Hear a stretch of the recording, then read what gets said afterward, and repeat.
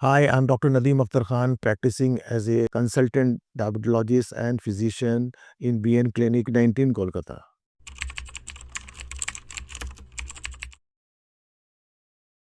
Yes, as a diabetologist मैं ये बताना चाहूँगा कि डायबिटीज़ बेसिकली एक मेटाबॉलिक डिजीज़ है और इस डिजीज़ को ज़्यादा बढ़ावा देना नहीं चाहिए क्योंकि हाई शुगर रहने के कारण बहुत सारी कॉम्प्लिकेशंस होते हैं, लाइक रेटिनोपैथी, आँख का प्रॉब्लम, न्यूरोपैथी, नर्व का प्रॉब्लम और नेफ्रोपैथी, किडनी का प्रॉब्लम। इसके अलावा ये अगर स्टेज ज़्यादा जाता है तो हार्ट की भी प्रॉब्लम हो सकती है, ब्रेन स्ट्रोक की प्रॉब्लम हो सकती है। तो इसको जितना जल्दी हो सके शुगर को कंट्रोल में रखना चाहिए और शुगर का जहाँ तक मामला है, इसमें फास्टिंग को हमेशा कोशिश में रखना चाहिए कि 110 के अंदर हो और बीपी जो है वो 140 के अंदर हो। और डायबिटिक मदर जो होती हैं, जिसको जेस्टेशनल डायबिटीज़ बोलते हैं, इनके लिए बहुत स्ट्रिक्ट गाइडलाइन है। यहाँ पे फास्टिंग को 90 के अंदर रखना चाहिए और पीपी यानी 2 घंटे के बाद को 120 के अंदर रखना है।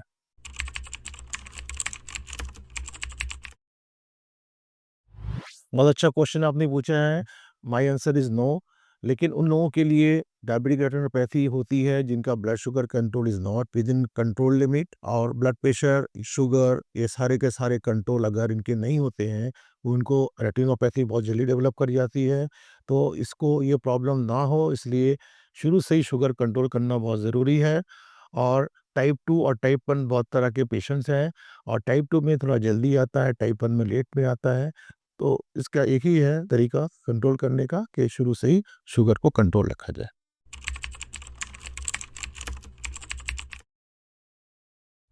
बेसिकली ये डिपेंड करता है कि ड्यूरेशन ऑफ डायबिटीज़ कितना है। अगर कोई पेशेंट बहुत अर्ली डायबिटिक्स में आता है, जिसको हम लोग इम्पेयर्ड फास्टिंग ग्लूकोज़ या इम्पेयर्ड ग्लूकोज़ टॉलरेंस के हिसाब से अगर देखते हैं इन लोगों को, तो अगर उन लोगों को शुरू से अगर वो डाइट कंट्रोल अगर ठीक से रखते हैं और अगर अर्ली अगर मेडिकेशन उन लोगों ने ले लिया कुछ दिनों के लिए, तो हो सकता है कि इसके अंदर रिमिशन हो जाए।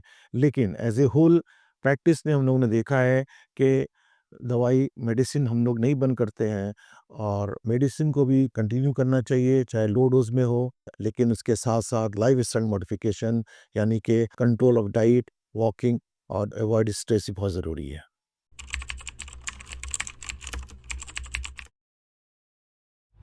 ये कंसेप्ट अभी नया आया है इंटरमिटेंट फास्टिंग का, जो कि बहुत ही ज़रूरी है करना, लेकिन इसका एक ही डेंजर है कि अगर पेशेंट ओरल ड्रग में है या इंसुलिन में है, तो उसको ये बहुत बैलेंस करना पड़ेगा कि वो फास्टिंग करते-करते उसका शुगर नहीं कम हो जाए। क्योंकि इंटरमिटेंट फास्टिंग से एडवांटेज ये है कि पेशेंट का डाइट कंट्रोल होता है, कैलोरी इनटेक कम होती है, इंसुलिन सेंसिटिविटी बढ़ती है। इसलिए ये कांसेप्ट को दिमाग में रखना चाहिए, but it should not be at the cost of hypoglycaemia.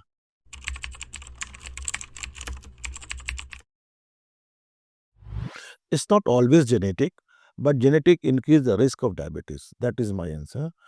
And apart from this, lifestyle modification is very bad. Suppose किसी ने बहुत ज़्यादा फूड हैबिट है और सेडेंटरी लाइफस्टाइल ज़्यादा रखा हुआ है, वॉकिंग नहीं करते हैं, तो स्ट्रेसफुल कंडीशंस है, तो ये सारे कंडीशंस में शुगर हो जाता है लोगों को, क्योंकि स्ट्रेस के दौरान जो बहुत सारे हार्मोन्स हैं जो कि बॉडी से निकलते हैं, ये हाइपरग्लाइसीमिया यानी हाई शुगर कर देते हैं।